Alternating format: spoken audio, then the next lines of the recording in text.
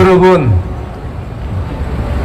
전 세계에서 뇌물 한 푼 받지 않은 분이 4년간 감옥에 있는 나라는 없습니다.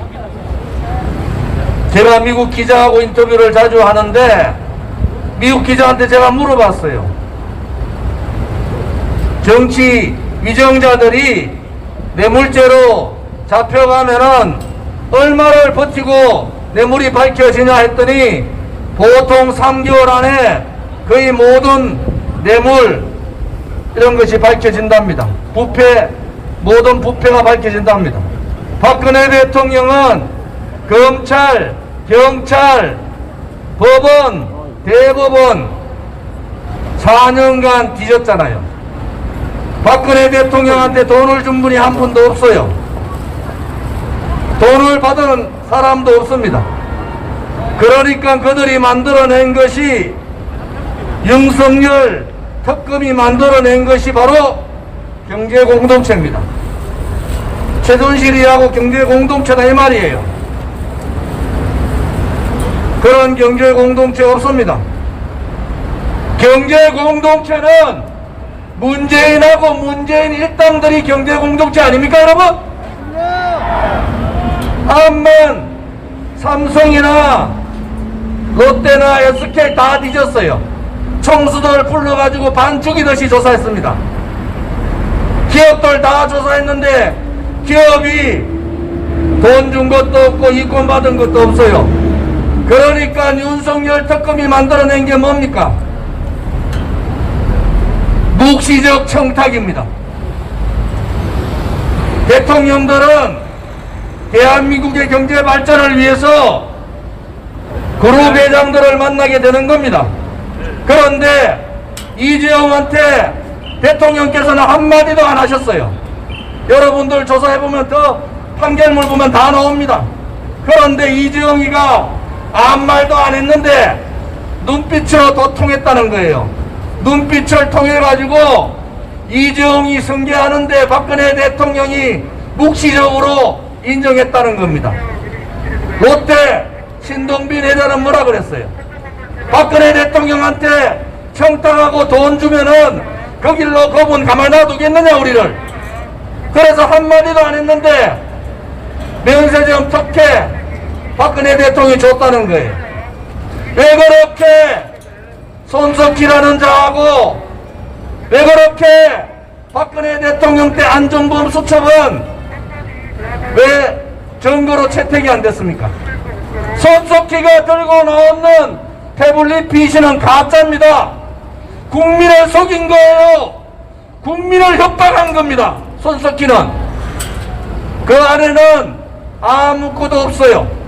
검찰에서 들고 나오는 태블릿 PC는 최순실이 얘기하는 태블릿 PC가 아닙니다.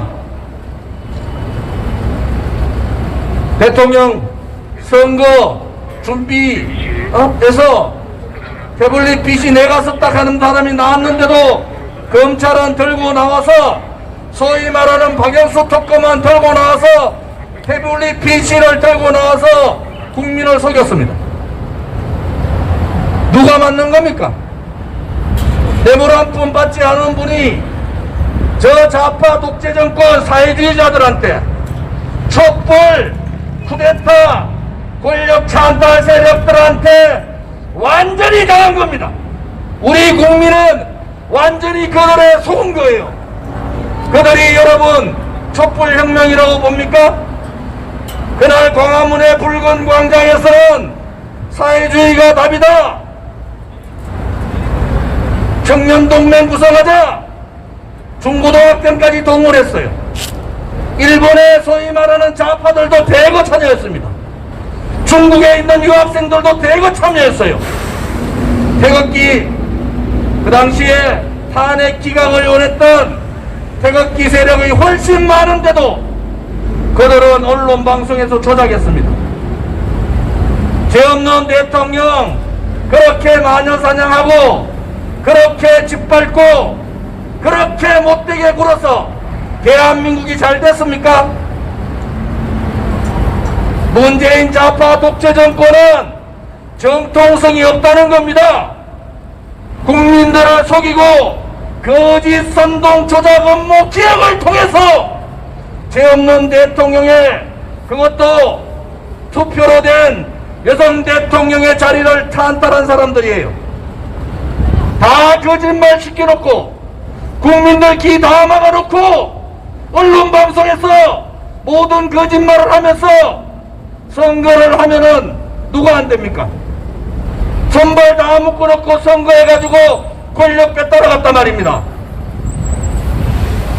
박근혜 대통령에 대한 탄핵은 다시 한번 말씀드리지만은 대한민국의 자유민주주의 체제에 대한 탄핵인 겁니다.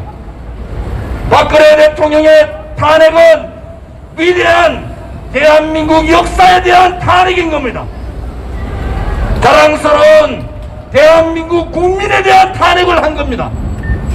이제 그 탄핵의 진실을 밝혀야 합니다, 여러분. 이 거짓을, 이 업무를, 이 기획을 그냥 묻고 가면은 대한민국은 영원히 좌파들 소굴에서 이겨날 수가 없는 겁니다. 여러분들이 요즘 착각하는 게 하나 있어요. 대통령 윤석열이가 대통령 되면은 다 잘할 거다. 뭘 잘합니까? 대법원 13명 중에 대법관 7명이 좌파로 다 바꿔놨습니다. 헌법재판소 9명 중에 곧 7명이 좌파로 바뀝니다. 국회가 2년 이상 더 3분의 1을 좌파가 장악하고 있어요. 뭘 하겠다는 겁니다. 우리 공화당은 그렇게 얘기했습니다. 이 문재인 좌파 독재 정권 권력 찬탈 세력 뿌리채부터 뽑아야 된다. 다시는 대한민국 땅에 주사파, 정부, 진부, 진중, 반역사 세력, 반미 지지자들이 대한민국 정치판에 얼씬거리지 못하도록 뿌리채부터 드러내야 되는데, 그 드러낼 수 있는 방법은 바로 그들이 속이고 그들이 기만했던 탄핵의 진실을 밝히는 것이고 탄핵의 정의를 밝히는 것입니다, 여러분. 그래야지 이 정통성 없는 권력 찬탈 세력을 뿌리채 뽑아서 노무현과 같이 대족을 만들어야 되는 겁니다, 여러분. 국민들이 아직 속고 있는데 문재인 좌파 독재 정권의 권력 게이트가 손으로 헤아릴 수 없을 만큼 많습니다. 이 권력 게이트 몇 개만 치면은 문재인의 지지율은 10%대로 떨어집니다. 역사가 우리한테 주어진 기회를, 대한민국의 운명이 우리한테 주어진 기회를 윤석열이는 발로 차고 나와버린 겁니다, 여러분. 윤석열이가 문재인한테 직접적으로 한번 싸운 적이 있습니까? 눈에 다 보이는 거짓말, 눈에 다 보이는 부정부패, 명확하게 알 수 있는 그들의 만행을 그냥 후배들한테 던지고 나오면 어느 후배가 조사를 합니까? 윤석열이가 잘못했다는 게 그거예요. 역사적으로 대한민국을 살릴 수 있는 기회를 대통령병에 빠져가지고 5등을 팽개치고 대통령 하면 뭐합니까? 허수아비 대통령. 대한민국의 운명이 그렇게 넘어가는가? 일개인의 욕심이 얼마나 대한민국을 힘들게 만들지, 저는 그것이 두려운 겁니다. 저 조은진이는 그것이 두려운 거예요. 누가 대통령 되고 안 되고의 문제가 아닙니다. 이번 기회에 좌파 독재 정권, 주사파 정권, 진북 정권의 뿌리를 드러내자는 거 아닙니까, 여러분? 그것이 우리 공화당이 가는 길입니다. 홍준표 나오니까 들쥐들같이 홍준표한테 줄 다 서고, 황교안 나오니까 황교안한테 들쥐들같이 전부 줄 서고, 윤석열이 나오니까 윤석열이가 무슨 메시아같이 떠들고 있습니다. 그렇게 하시면 안 됩니다. 우리 공화당은 대한민국에 대한 역사를 믿는 거예요. 대한민국의 정의의 국민을 믿는 겁니다. 우리 공화당은 대한민국의 자유 국민들을 믿는 거 아닙니까, 여러분? 그것이 우리가 가야 될 길이고, 그것이 대한민국을 위한 길이고, 그것이 우리 아들, 딸과 손자, 손녀의 미래를 위하는 길이라는 것을 여러분은 알고 계시지 않습니까? 그래서 아플 시간도 없습니다. 그래서 쉴 시간도 없어요. 우리보다야 감옥에 계신 박근혜 대통령이 더 힘들지 않겠느냐? 우리보다야 그분이 더 고통스럽지 않느냐? 어떤 날은 자다가 벌떡 일어나요. 대통령 꿈꾸고 벌떡 일어납니다. 이제 제가 정치를 그만둬도 되겠구나. 대통령께서 빨리 나오셔서 저를 해방시켜 주셔야 됩니다. 여러분,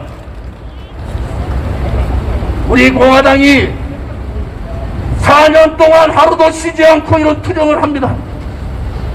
매주 100여 군데에서 서명운동을 해요. 여러분, 당당하지 않습니까? 우리 공화당이 우리 스스로가 자랑스럽지 않습니까, 여러분? 위대합니다. 여러분이야말로 애국심이 정말 위대합니다. 힘들어도 버티고 일어나야 됩니다. 나라가 망국의 상황이 되면은 가장 먼저 도망가는 것들이 돈 가진 자들하고 지식인들입니다. 가장 먼저 비굴해지는 놈들이 바로 정치한다는 놈들이에요. 박근혜 대통령한테 몇 년 동안 얼굴이라도 한 번 보이려고 손잡으려고 하는 놈들 한 놈도 없이 다 도망가고 저 좋은 일이 하나 남아있습니다. 여러분, 대한민국은 그렇게 의리가 없는 나라가 아니에요.